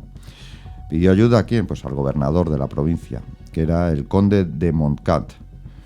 Y a su vez, pues habló o pidió ayuda pues a la corte, ¿no? Y exactamente la corte envió 4 compañías de dragones. Dragones eran unas compañías que eran soldados a caballo, ¿no?, lanceros. Bueno, pues estos llegaron allí a la región y iban comandados por el capitán Jean-Baptiste Boulanger, ¿no? Bueno, pues claro, se desplegaron en la zona. Los soldados, junto con los campesinos, pues comenzaron a hacer grandes batidas por los bosques y allí buscando pues ese animal, ¿no?, el responsable de esas muertes, ¿no? Pero los meses pasaban y para los habitantes de aquella región pues se estaba convirtiendo en una verdadera pesadilla, ¿no? Y además los soldados no lograban dar caza a aquella bestia, aquel ser que estaba acabando con los habitantes y sobre todo con los más jóvenes, sino que además se habían convertido en una verdadera molestia. Fueron acusados de abusos, de saqueos y de un montón de cosas por parte de los habitantes, que estaban literalmente cansados y hartos de tenerlos allí. Bueno, además, teniendo en cuenta que lo que hacían estos militares y encima los ataques de la bestia no solo no acabaron o se permanecían igual, sino que además aumentaron tanto en frecuencia como en salvajismo. El día 7 de septiembre, por ejemplo, la bestia, como ya la apodaban los lugareños, atacó y mató a un niño en Atcher, arrancando la cabeza. No fue encontrada hasta 8 días después. Ese mismo mes, el mes de septiembre, también acabó con la vida de una chica, de una joven de 15 años, ¿no? El modus operandi del ya conocido en la zona como la bestia de Gévaudan siempre era el mismo, ¿no? Mostraba además una predilección por los niños o mujeres jóvenes, y esto no es raro si tenemos en cuenta que tanto los niños o las chicas jóvenes como eran los que solían cuidar pues del ganado, ¿no? De los rebaños y entonces, claro, podían ser encontrados pues, solos más fácilmente por esta bestia, ¿no?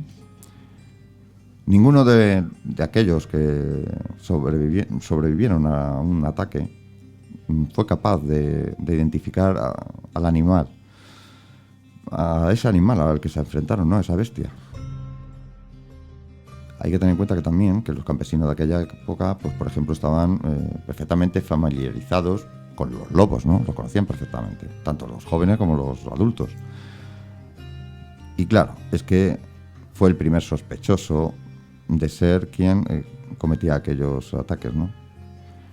Pero es que, claro, todas las descripciones dadas por los testigos presenciales apuntaban a una criatura muy diferente. ¿Por qué? Porque la descripción que daban de la bestia era de ser mucho más grande que un lobo, con un pelo rojizo, orejas pequeñas, además de una larga cola, una densa melena sobre la cabeza y el lomo. Algunos de los cazadores además aseguraban que era un animal muy inteligente y taimado para que este fuera un simple lobo, ¿no? Bueno, yo personalmente considero que los lobos son bastante inteligentes y taimados, ¿no? O sea, son muy... Pero ellos consideraban que no. Bueno, a medida que entraba el invierno, los ataques se hicieron cada vez más frecuentes y más víctimas, además, decapitadas, fueron encontradas. Esto también es extraño, ¿no? Bueno, como no, la leyenda de la bestia de Yubadán se fue incrementando. Los lugareños incluso decían que la bestia podía ponerse a dos patas y que además podía estar en varios lugares al mismo tiempo. Ya aquí fue ya, digamos, ya estaban superando, o sea, ya llevándolo al misticismo prácticamente a este animal, ¿no?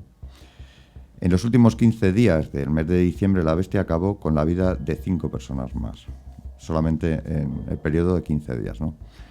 Evidentemente no tardó en cundir el pánico en la zona y además avivado por estas leyendas locales de hombres lobos, sobre todo. Se hablaba de brujas que eran capaces de cambiar de forma y demás, pues la gente estaba asustadísima, ¿no?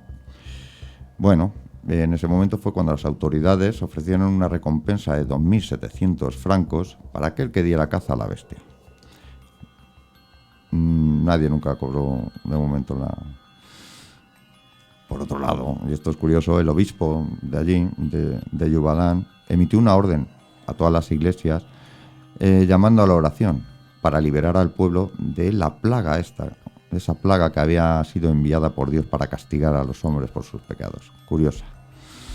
¿Qué te parece? A ti este dato curioso, ¿eh? Sí. Acudir al rezo para solucionarlo. Bueno, en esa época era normal también. Sí, todo era algo castigo de de Dios, Dios. el castigo de Sí, Dios, los demonios y demás. Exactamente, él lo llamó plaga de Dios a esto que estaba sucediendo. Él, fueron sus palabras, no él lo calificaba así, plaga de Dios. Bueno, pues evidentemente las noticias llegaron a París, llegaron a Palacio, donde el consejero del rey Luis XV, pues encargó la misión de acabar con la bestia al cazador de lobos, Martín de Nenval, que estaba considerado el mejor cazador de la época.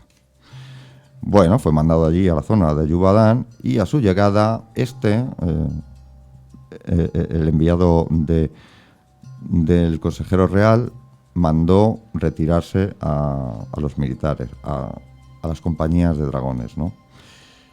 Puesto que él además se veía pues capacitado para en solitario acabar.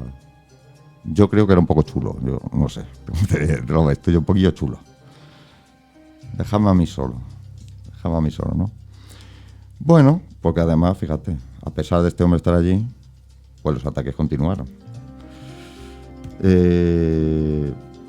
los aldeanos comenzaron además a decir pues a los chicos jóvenes y a las chicas jóvenes que no saliesen solos y que no fuesen de uno en uno o uno en solitario a cuidar de los rebaños.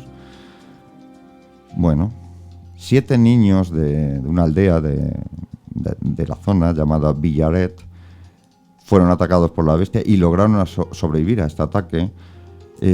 Pues bueno, se enfrentaron a la bestia pues azuzándole palos y lanzándole piedras. Bueno, lograron sobrevivir, aunque varios de ellos pues, sí que resultaron muy graves, con heridas muy graves, ¿no? Bueno, ante la ineficacia del cazador, que fue enviado por el consejero del rey, fue el mismo rey quien mandó relevar a este y encargó la tarea de acabar con la bestia directamente a su arcabucero, que se llamaba Francis Antonier, que fue allí mandado, ¿no? Pues el arcabucero real, antes de llegar, recibe noticias de que ha sido avistado un gran lobo de gran tamaño, ¿no? En las inmediaciones de la abadía de Chances y acude al lugar rápidamente junto a 40 tiradores seleccionados por él mismo, ¿no? Bueno, este grupo pues logra abatir un lobo de grandes dimensiones que además precisó de varios disparos pues para acabar con su vida, ¿no? Y sí, el lobo cazado pesaba pues alrededor de 58 kilos. Era grande, ¿vale? Pero estaba dentro de las dimensiones normales de estos animales, ¿vale? Puede ser un lobo grande, pero no era algo muy... De hecho, mira, el lobo salvaje más grande cazado del que se tenga registro fue cazado en Alaska en el año 1939 y pesaba 80 kilos. Pero tampoco era fuera de lo, vamos a decir, del margen, ¿no? de que está para esta especie, ¿no? Bueno, el cadáver de este lobo cazado por el arcabucero real fue disecado y llevado a Palacio de Versalles, donde fue exhibido y demás, ¿no? El arcabucero además entró triunfante allí a la corte el día 1 de octubre y además dijeron, ¿no? El rey dijo que la bestia de Gévaudan estaba oficialmente muerta. Bueno, y es verdad, es que esto es lo que querían, porque los ataques no cesaban. Aunque hubo un breve periodo de calma y luego volvió a retomarse los ataques que continuaron durante todo el año 1766. Bueno, entonces decidieron acabar o cambiar las tácticas para acabar con esta bestia. Bueno, intentaron coger carroña, envenenarla, a ver si... pero nada, no consiguieron nada, ¿no? En la corte, por otro lado, el rey Luis XV pues había dado el asunto oficialmente por cerrado y no tenía ninguna intención de reabrirlo. Especialmente cuando esta historia, la historia de la bestia de Gévaudan, pues ya había cruzado otras fronteras, no había traspasado las fronteras y llegado, por ejemplo, pues a Inglaterra, donde se mofaban de la torpeza de los franceses a la hora de cazar un animal salvaje. Esto cabreaba mucho a Luis XV y dijo, se ha muerto y punto. Bueno, es en este punto, ya llegamos al final casi, donde en junio de 1767 un vecino de la región, considerado un excelente cazador, llamado Jean Chantels, pues abatió otro lobo de gran tamaño en las inmediaciones del bosque de Tenazaire. Bueno, el lobo nuevamente fue llevado esta vez ante un notario, pues quien redactó un completo informe con todas las características de este animal. Bueno, como dato curioso, pesaba 50 kilos, pero al igual que el anterior lobo cazado por el arcabucero, era grande, pero no el sanguinario monstruo de pelo rojizo que describían los testigos. Pero hay un dato curioso, y es que desde aquel mismo momento acabaron los ataques. Es por eso que este cazador pues recibió una modesta recompensa y la bestia de Yubadán no volvió ni a atacar ni a ser visto.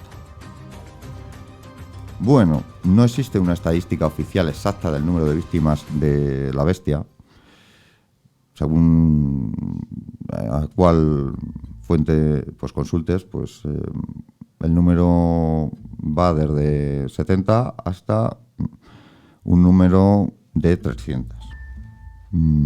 ¿A ti qué te parece el caso? Interesante, sí, muy curioso. Aunque me suena a una película. Hay una película. Algo de lobos es la película, sí. No me acuerdo ahora. Pero luego resulta que no es un lobo en la película. No, claro, ni aquí tampoco. O sea, aquí en ningún momento yo no creo que fuese un lobo. Porque, claro... Hombre, ahí ya dices que el último ya mata al lobo, ya se acaba. Vale, pero eso no quiere decir que fuera ese lobo. Puede haber acabado por muchas otras circunstancias. Sí, también. A ver, a ti, la descripción que dan los testigos, ¿a qué se te parece? Desde un lobo no. Me suena más parecido a la película. Que luego al final es un león. O sí, un león. ¿Un león o un tigre? No, un león. No, un león. Sí. ¿Cómo se llama la película? No me acuerdo, macho. El pacto de los lobos. Pacto de los lobos, sí. Me gustó esa película. Muy buena esa película. Recuerdo haberla visto en el cine. Un poco fantástica también. Bueno, pero bueno. Mira, por ejemplo, para explicar esto, la bestia de Yubadán, una de las teorías que existen, pues es que fue una invención. Todo fue inventado como una simple distracción y además todo planeado y llevado a cabo por parte de la corte, ¿no? Como distracción, ya que en el año 1764 Francia pues era un desastre. Políticamente era gobernada desastrosamente, ¿no? Además, Francia pues acababa de ser vapuleada, o sea, dejada en ridículo por Inglaterra y por Prusia. Durante o en el transcurso de la Guerra de los 7 años fue, o sea, vapuleada de una manera muy, muy grande. Y además pues había perdido la mayor parte de las colonias que tenía, entre ellas, por ejemplo, Canadá, ¿no? Además, el país pues sufría una crisis económica y esto anunciaba un futuro de hambre y pobreza para el pueblo. Y la teoría dice pues que esto fue como una distracción pues, para que la gente evitar un poco las revueltas, entretenerla ahí con esto. Estuvieran preocupados por eso y no... Claro, además de... pues no tuvieran para pensar en lo otro. Claro. Además, también, pues, de alguna manera elevar el orgullo patrio, ¿no? Pues a ver que colaboraba el ejército con los campesinos en la caza y solución de ese problema, de esa bestia que estaba atacando. Entonces... se preocupa por el pueblo, ¿no? Claro, y luego contar historias pues como la de los niños, mira qué valientes han sobrevivido, ¿no? la franceses, ¿no? Pero, bueno, puede ser, cuidado, cosas más raras han visto, puede ser. Evidentemente la teoría más conocida y la primera que se pensó es la de los lobos. Bueno, y resulta que entre 1764 y 1767, la época donde atacó la bestia, pues se cazaron en la zona más de 100, más de un centenar, ¿no? Bueno, media docena de estos, pero de los que fueron cazados, pues encajaban, más o menos, pues, por tamaño y ferocidad, con la idea que tenían en ese momento de lo que podía ser un lobo asesino de seres humanos, ¿no? Bueno, lo que pasa que lo que hace tan fascinante este caso, 2 siglos después, es que cuenta con detalles que no encajan con la idea de que ni uno, ni siquiera un grupo de lobos fuera responsable de estos ataques, ¿no? ¿Por qué digo esto, no? Porque cuando se trata de ataques de lobos, porque digo lobos, no suelen atacar en solitario, suelen atacar en manada. En la mayoría de los casos las víctimas suelen ser niños, ¿vale? En este caso también había, ¿no?, ataques a niños. Pero en Yubadán el patrón de estos ataques que además a personas adultas, ¿no?, era 6 veces superior a lo que es normal, o era normal, ¿no? Con lo cual no cuadraba en lobos. Se pensó en lobos rabiosos y demás, pero no se encontró en ningún caso ningún lobo con síntomas de rabia, ¿no?, con signos de rabia y tal. Además, y es evidente, lo más que les hacía dudar o decir directamente que no es la descripción que daban los testigos, ¿no? A ver, quitando los detalles más fantásticos de que describen, ¿no?, como que podía estar en 2 sitios, 2 lugares al mismo tiempo y demás, la descripción que dan, pues poco tiene que ver con lo que es la fisonomía de un lobo, ¿no? Porque, a ver, ¿cómo lo describían aquellos testigos y supervivientes? Bueno, decían que tenía un morro corto y ancho, orejas cortas, un pelaje color rojizo. Eso es que un lobo...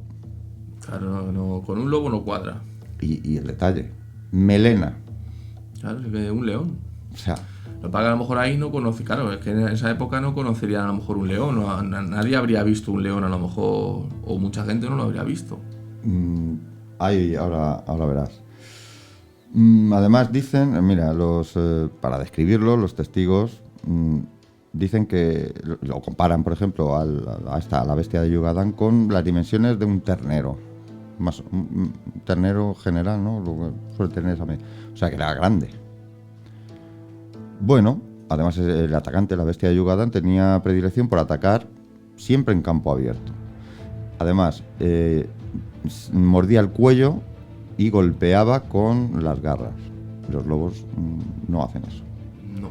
Sí, muerden cuello. No, normalmente muerden, se van, muerden, no se quedan. Es que los lobos atacan en manada. Uno muerde, sobre todo atacan por atrás. Sí.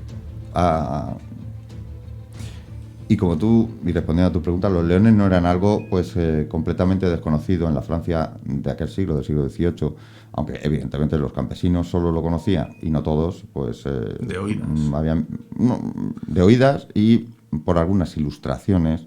Nunca habían visto ninguno claro. en vivo. Bueno, pero aparte de un león también se barajó la posibilidad de que la bestia fuera un animal, pues por ejemplo, una hiena. Bueno, un tigón. Ahora vamos a preguntar, ¿qué es un tigón? Sí, porque no me suena a mí un tigón. No, pues un tigón es un híbrido entre tigre y león. Con lo cual tampoco tendría una melena tan abultada, ¿no?, tan grande, ¿no?, tan prominente, pero sí tendría. También una pantera, un leopardo, por ejemplo. Pero esos no tienen melena.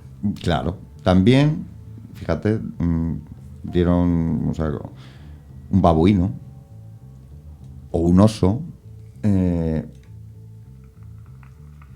Mira, otra teoría, y esta sí me cuadra más y me vas a dar la razón. Y ya, esta es la última teoría, porque la teoría de esto es como hablar de otras muchas cosas, hay 200.000. Pero esta sí me cuadra, y vas a ver por qué. El doctor Puig, profesor y catedrático de la Universidad de Medicina de Montpellier, ofreció en el año 1910 otra hipótesis, otra teoría, ¿no?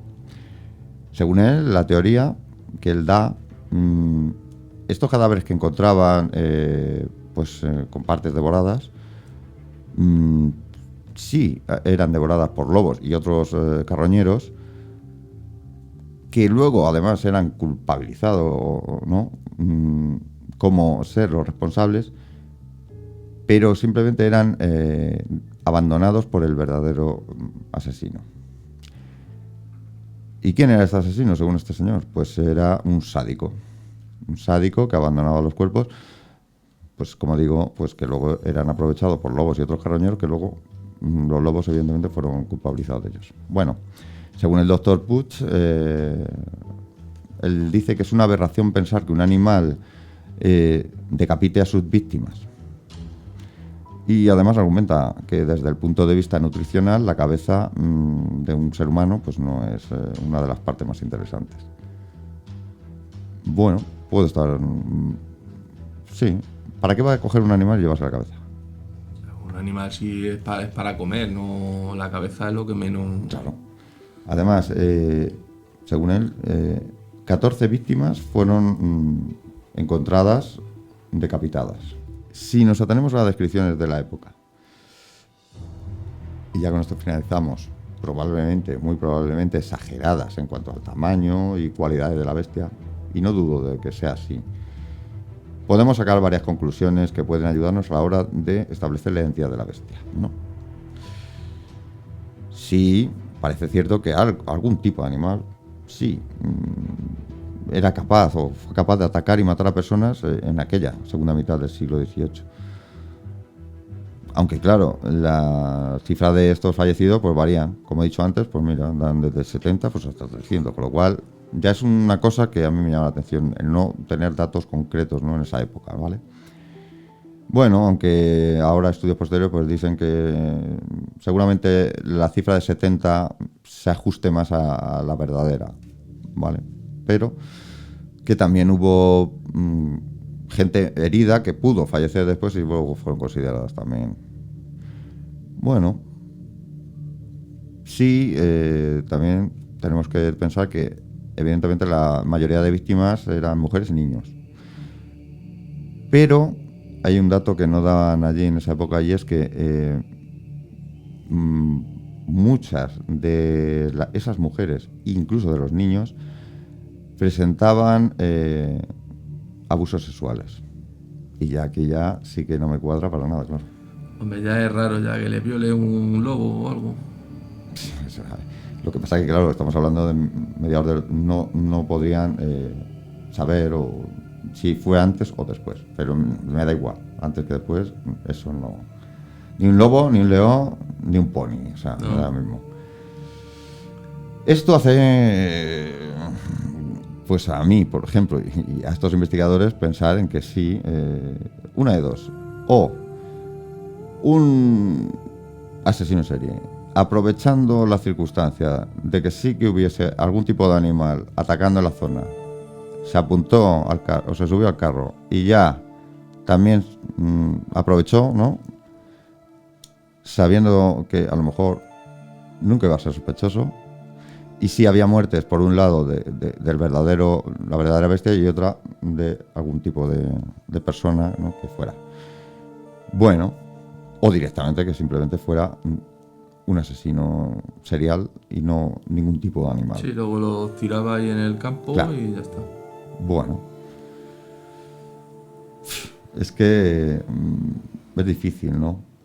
Porque es muy difícil averiguar qué especie de animal es capaz de provocar tantas muertes, además ajustándose a las descripciones de lo que la gente vio.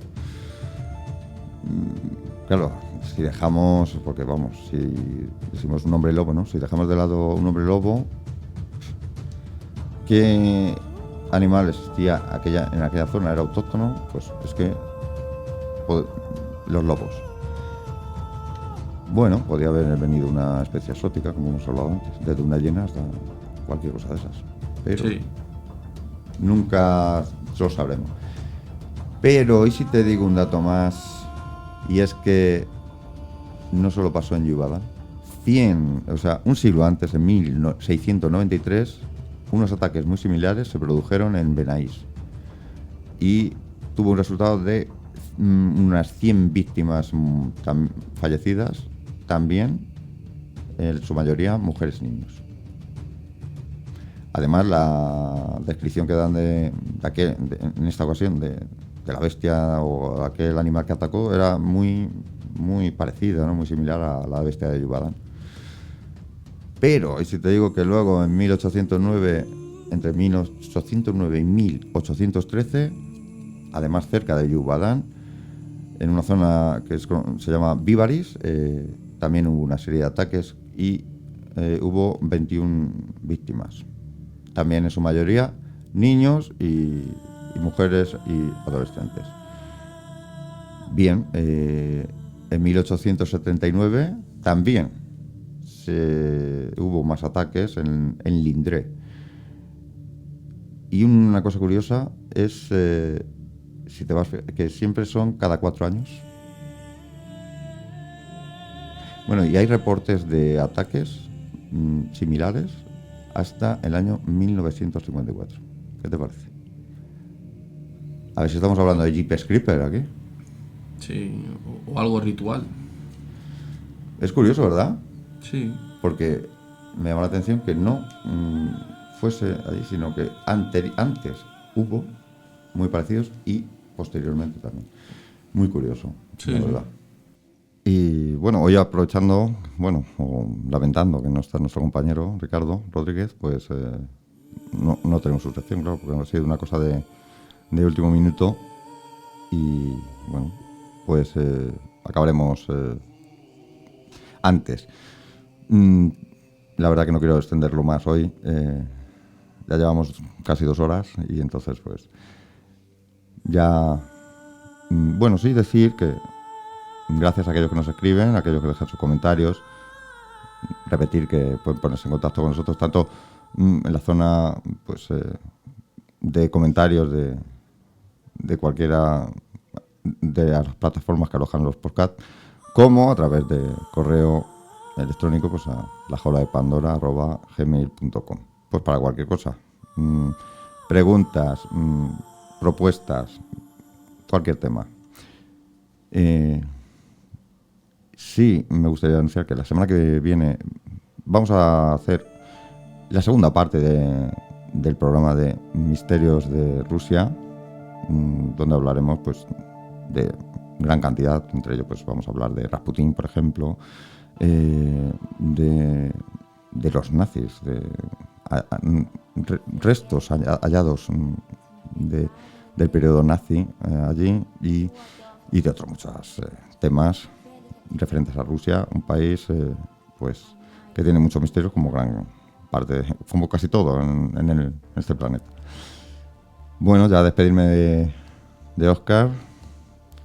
¿Qué tal? ¿Te ha gustado? Sí, muy interesante ha estado. Hombre, yo recomiendo la película esta que has dicho tú, ¿no? Sí, la del Pacto de los Lobos es muy buena, a mí me gustó mucho. Oye, y pueden conocer pues la teoría más fantástica, o una de ellas, Sí. de este suceso, del monstruo de la bestia de Yehubadan, que es muy curiosa. También pueden encontrar en internet dibujos y, no sé, de esta bestia, pues hechos basados en las descripciones y demás. Casi todos se parecen a un lobo, curiosamente. O no, o sea, o es muy parecido a un lobo o directamente es más parecido a un dragón que a otra cosa, o cualquier cosa. También pueden encontrar dibujos, ¿no? Pues por ejemplo, del gusano mongol, ¿no? También igual, que pues, parece una lombriz o directamente los gusanos de Dune. Sí, ¿no? Es que es muy dispar, ¿no? La imaginación es libre. Claro. Y nada más. Pues nada, hasta la semana que viene.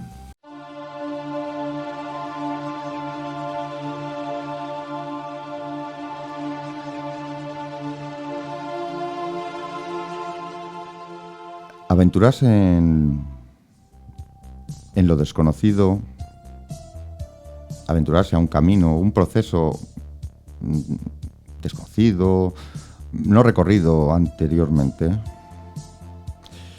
debe de hacerse con una actitud fuerte y sobre todo con ilusión. Gracias por escuchar La Jaula de Pandora. Soy Javier Díaz. Hasta el próximo programa. Gracias. Audio Jungle.